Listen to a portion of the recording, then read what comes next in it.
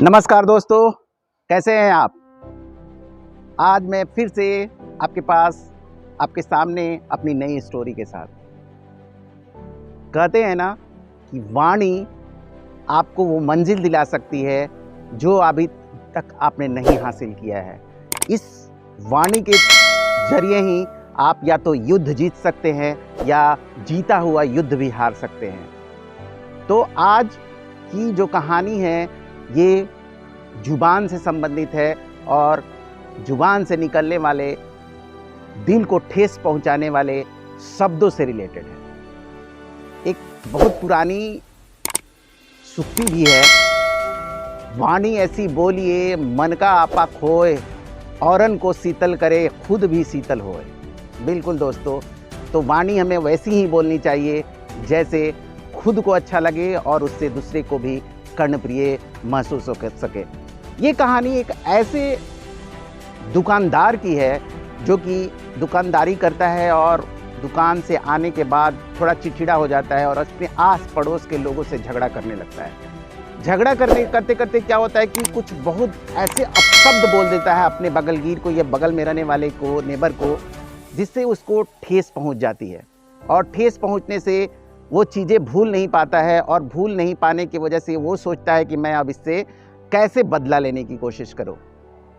वो इंसान उसका बहुत शुभचिंतक हुआ करता था, लेकिन उसके निकले हुए कठोर वाणी से अपशब्दों के द्वारा वो उस दिन से उसका बहुत बड़ा विरोधी हो जाता है और वो विरोध करना स्टार्ट करता है। हर वो क्षण जबकि मौका मिलता है वो चाहता है कि इसको किसी तरह से नीचा दिखाऊं।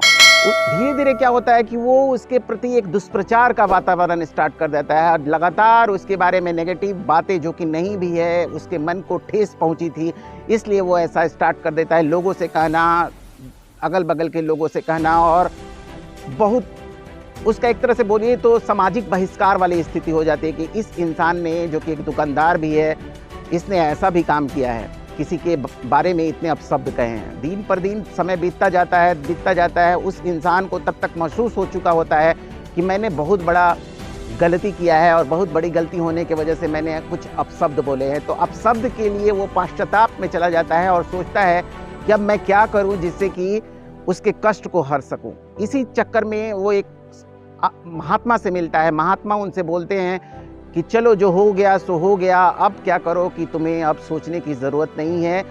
अगर सोचोगे तो तुम्हारा दिमाग ही खराब होगा और दिमाग खराब होने की वजह से तुम और भी डिस्टर्ब होते जाओगे। ऐसी स्थिति में पूछता है कि गुरुदेव, महात्मा जी, मेरे पास इसका क्या उपाय कर सकते हैं। महात्मा बोलते हैं कि इसका एक ही मात्र उपाय है। वो क्या होता है, कुछ मोर के पंख उनको देता है और मोर के पंख ले जाके बोलता है कि ले जाके इसे चौक पे रख दिया करो, रख दो और रख के चले आओ, कुछ उसको नहीं करना है। बिल्कुल वो आदमी जाता है, मोर के पंखों को ले जाके शहर के बीच चौक पे रख देता है और चौक पे रख के आता है। महात्मा जी बोलते हैं कि अच्छा ठीक है, तुमने रख दिया, अब क्या करो, जाके उन मोर के पंखों को लेके आओ। जाता है, वहाँ पे कोई भी मोर का पंख उसे दिखाई नहीं पड़ता है। क्यों नहीं दिखाई पड़ता है? क्योंकि हवा में मोर के पंख इधर उधर बिखर चुके होते हैं सारे, एक भी वहाँ पे निशानी के तौर पे भी उसको नहीं मिलता। आता है, बोलता है महात्मा से कि महात्मा जी ऐसा ऐसा हो गया।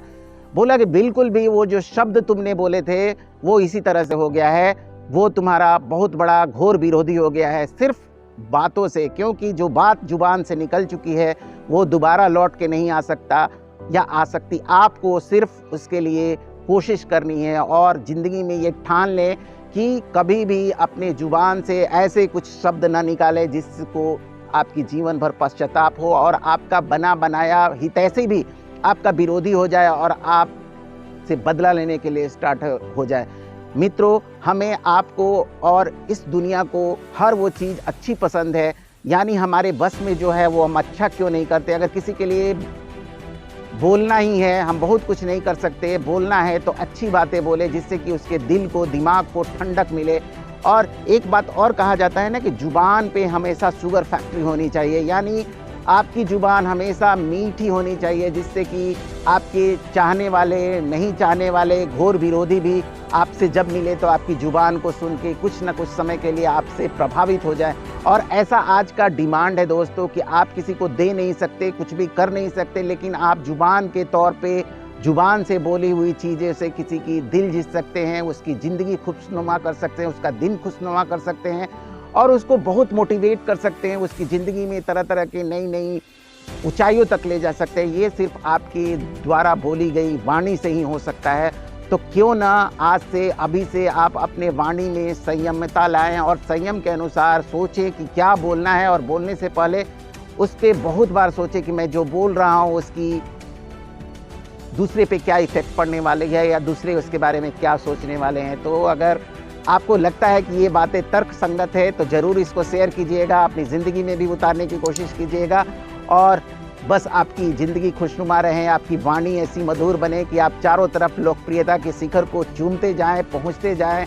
बस मेरी यही शुभकामना है आपसे। आज के वीडियो में इतना ही। बस सब्सक्राइब और लाइक ज़रूर करिएगा। जय हिंद, वंदे मातरम।